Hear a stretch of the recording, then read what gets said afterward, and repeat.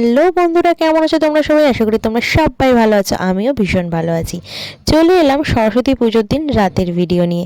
মানে সন্ধ্যার পর একটু বেরিয়ে পড়েছিলাম আমাদের আশেপাশে। শুনলাম বেশ কিছু সুন্দর সুন্দর সরস্বতী পুজো হয়েছে, তাই সোনা বাবাকে নিয়ে বেরিয়ে পড়েছি দেখার উদ্দেশ্যে। আর হ্যাঁ, এসে দেখি সত্যি তো কত সুন্দর করে প্যান্ডেল করে কত সুন্দর একটা ওই যে কিউট সরস্বতী করেছে, যাকে পুতুল সরস্বতী সবাই বলছে। তো খুব সুন্দর করেছে, তাই আমি সুন্দর করে একটি ভিডিও করে নিয়েছি পুতুল সরস্বতীর। আমার তো ভীষণ ভালো লেগেছে, তোমাদের কেমন লাগছে অবশ্যই জানিও। তো এই ঠাকুরটা দেখে তারপর রাস্তা দিয়ে যাওয়ার পথে আরও বেশ কিছু গলির মোড়ে মোড়ে দুই একটা সরস্বতী পুজো দেখতে পেয়েছি। কোনো ক্লাবে করেছে, এরকম বেশ কিছু সরস্বতী পুজো কিন্তু আমরা এবছর দেখে নিয়েছি।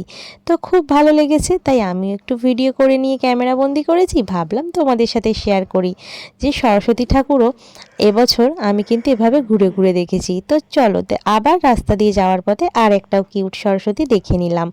তো এখানে আবার আমার সোনা পাপা পেয়ে গেছে তার স্কুলের বন্ধুকে, তাই তার সাথে আবার সে একটু খেলা করে নিচ্ছে, আর আমরা এখানে দাঁড়িয়ে একটু গল্প করছি। তো এভাবে রাস্তা দিয়ে যেতে যেতে কিন্তু অনেক ঠাকুর দেখলাম আজকে। কিছু কিছু তো পুজো প্যান্ডেলের মতন সুন্দর করে বড় করে প্যান্ডেল করে লাইট লাগিয়ে, রাস্তায় লাইট লাগিয়ে সুন্দর করে অনেক বড় করে পুজো করেছে সরস্বতী পুজো।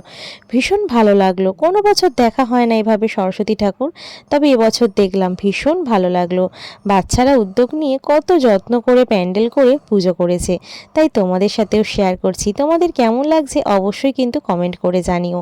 তো চলো আজকে রাতের মতো এইটুকুই, ঠাকুর দেখা শেষ, আবার আসছি কাল সকালে। তো সকালবেলা বন্ধুরা চলে এসেছি আমার ঘরের দধিকর্মা দিচ্ছে, ঠাকুরমশাই পুজো করতে চলে এসেছেন। তো আজকে আমার সকাল থেকে ভিডিও করা হয়নি, তার কারণ আমার হাজব্যান্ড অফিস বেরিয়ে গেছে। আমি একা হাতেই সবটা রেডি করেছি, তো ভিডিও করার কথা মনেই ছিল না। একবারে শেষ মুহূর্তে গিয়ে যখন ঠাকুরমশাই আর কি ঘট নাড়াবে, তখনই আমি ভিডিওটা শুরু করেছি, মানে পুজো একদম শেষের পথে। তো যাই হোক, তোমাদের সাথে একটু ছোট্ট ভিডিও ক্লিপ শেয়ার করে দিলাম।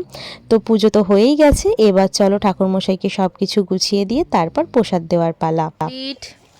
এই যে সুতো কাটা হয়ে গেছে, তো এখন এই ফল টল ঠাকুরমশাই যা যা আর কি নেওয়ার ছিল, চাল শাড়ি সব নিয়ে ঠাকুরমশাইও চলে গেছেন।